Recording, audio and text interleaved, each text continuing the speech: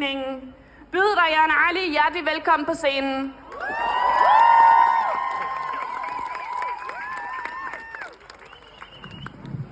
Salam alaikum.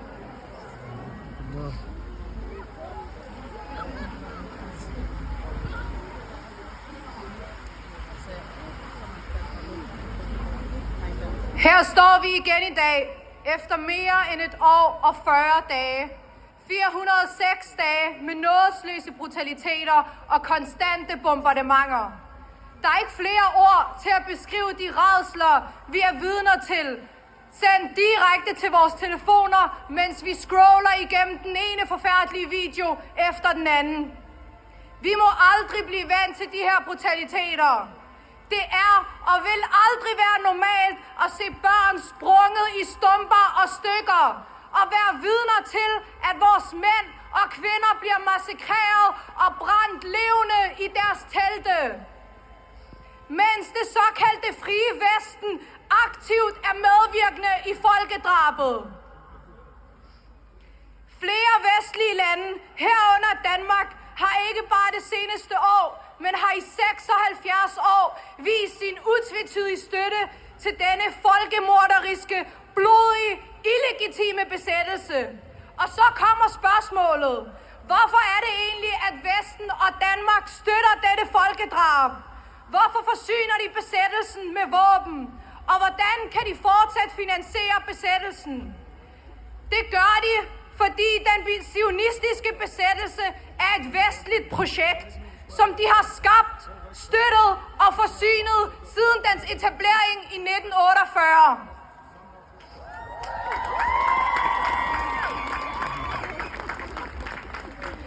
Den her kraftknude, som Vesten har plantet midt i Mellemøsten, har til formål at varetage og virkeliggøre Vestens interesser i regionen. Den skal sikre, at ro og stabilitet aldrig falder over Mellemøsten.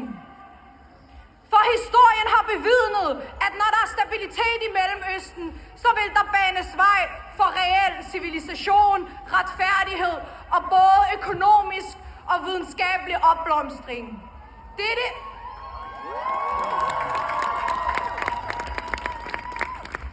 Dette har og vil være en direkte trussel mod det kapitalistiske verdenssystem, der hersker i dag.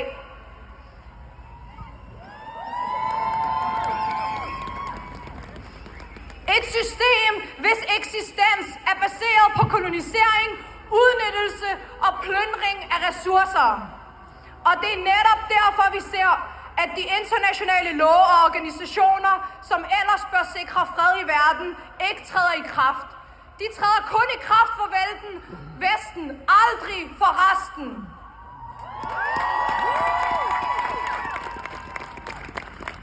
Det zionistiske terrorregime opererer kun på den måde, den gør i dag, fordi den ved, at den har fuld opbakning fra de vestlige regeringer og deres håndplukkede marionetter blandt de arabiske ledere, hvis primære opgave er at vogte grænserne præcis som Vesten dikterer. De her forrædere har til formål at holde egne befolkninger nede, fordi de ved, at hvis magten var i folkets hænder, ville den her besættelse aldrig eksistere.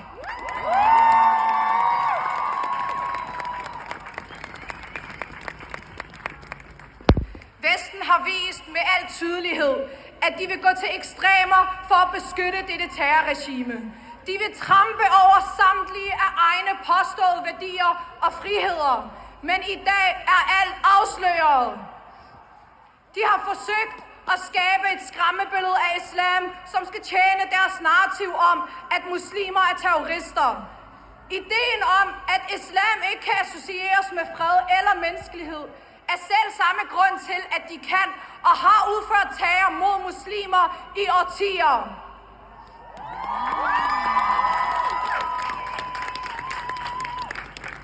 Den her propaganda har man i Vesten brugt utallige midler på at promovere. Med deres dårlige Hollywood-film, hvor man glorificerer den hvide mand, den her frelser, der skal redde de barbariske muslimer for selvdestruktion og ødelæggelse.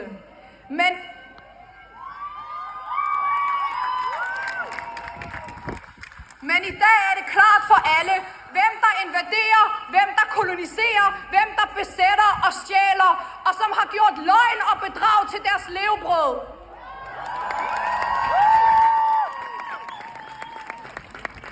Det reelle skræmmebillede og de reelle terrorstøtter er lige her på Christiansborg.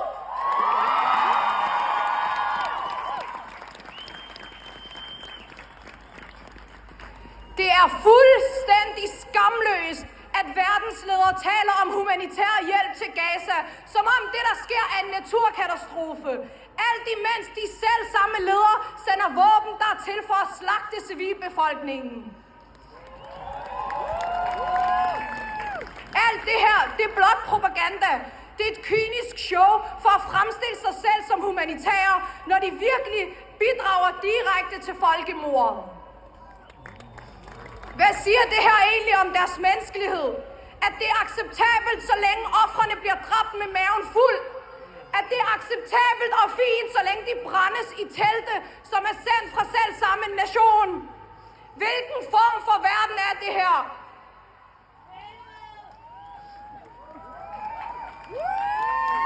Men selv i alt det mørke er der lyspunkter. Det seneste år har vi set massive demonstrationer i Danmark og i hele verden. Vi ser utallige mennesker bære den palæstinensiske kofie og hejse det palæstinensiske flag og kalde til et frit Palæstina.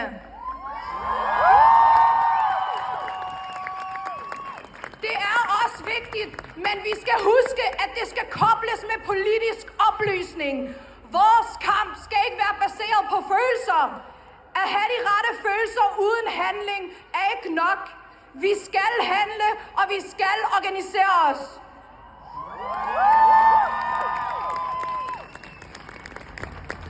Vi skal udnytte den pro-palæstinensiske bevægelse til at globalisere kaldet for befrielsen af hele Palæstina.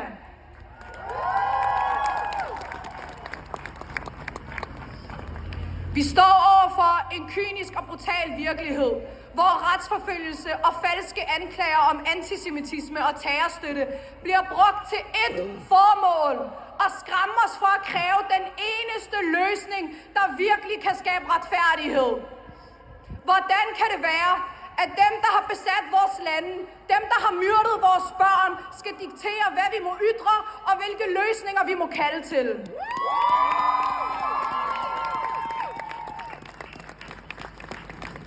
Vi skal afvise de internationale fastlagte rammer for, hvordan Palæstina-sagen skal diskuteres, og hvilke løsninger der er på bordet. Er det en tostatsløsning, hvor vi skal nøjes med små dele af vores oprindelige land? Er det fredsforhandlinger med fjenden, og man nøjes med en midlertidig våbenhvile som en slags pause i det 76-årige lange folkedrab? Og så kan de ellers frit genoptage det igen. Vi skal stå sammen og stå ved vores standpunkter. De skal vide inde på Christiansborg, at man kan ikke tale om fred, uden at tale om landet skal tilbage til sin retmæssige befolkning.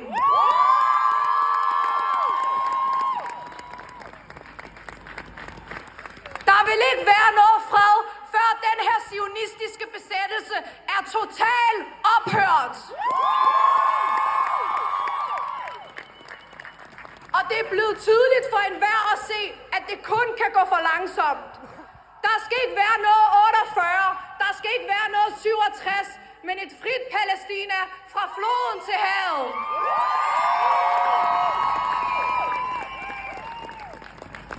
Når vi ser på historien, ser vi, at frihed aldrig er givet. Den er altid kæmpet for og vundet gennem frihedskampe, der inkluderer væbnet modstand. Det er en selvfølge, som vi endda hylder, når vi snakker om den danske modstandsbevægelse eller krigen i Ukraine. Men når vi taler om løsningen til Palæstina, så ser de det som ekstremt at sige, at løsningen kommer gennem væbnet modstand.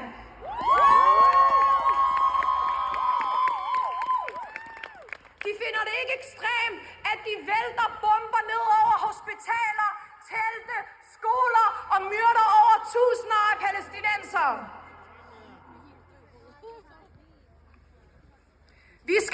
anerkende, at væbnet modstand ikke kun er legitim, men det er en nødvendighed for at bryde de koloniale lænker og frigøre os fra zionismen.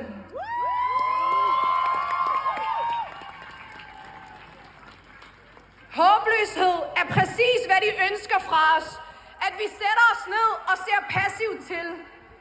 Her skal vi finde styrken i Gazas folk, som har vist hele verden, at overgivelse ikke er en mulighed.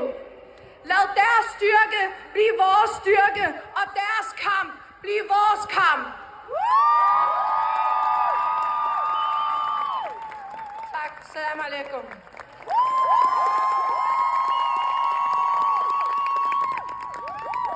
Jeg synes, Rayan Ali fortjener en kæmpe stor hånd. Tusind tak.